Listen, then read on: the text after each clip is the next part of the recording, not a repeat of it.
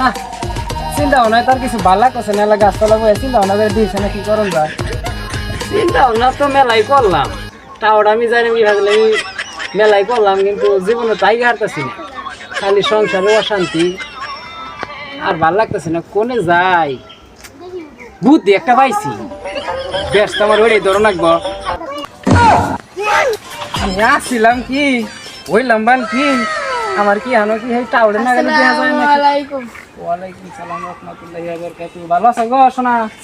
ওয়ালাইকুম ওয়ালাইকুম সালাম রাহমাতুল্লাহি ওয়া বারাকাতুহু। চাচা আগে না টাউডে জানি হান্না মুখ দিয়ে গেলেন কে দাদা কই না গো, টাউরে করে তোর ভাত পাওয়া না, এদিকে ওনা পেট খালাই দিয়া আর মনে করেন যে আল্লাহর কথা আই বলছি, নামাজ রোজা করি। না আল্লাহ ঈমান দিগান রে, আপনারাও নামাজ রোজা করেন ঠিক মতো, বুঝছেন? আল্লাহ কি মুসিবতে বললাম চোখ মাইসা দিন ভাবি গলে একটা হুজুর দাওয়াত দিবেন নিয়া, হুজুর তো দেখি না। আমগো মসজিদে মানে একটা নতুন হুজুর আইছে, তাহলে হুজুরের দাওয়াত আছে, এই হুজুর আবার পারবো কিনা, নতুন নতুন তো।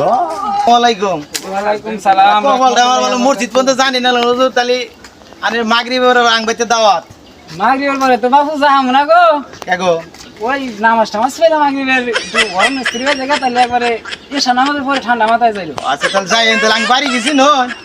বাবু বাড়ি তো চিনি না গো, ওই সরা গাতের মাঝখানে কোন আইছে বাড়ি ডেডে আঙ্গো। রাস্তার মোড়ে যারা বেঙ্গা বাড়ি ওই বাড়ি।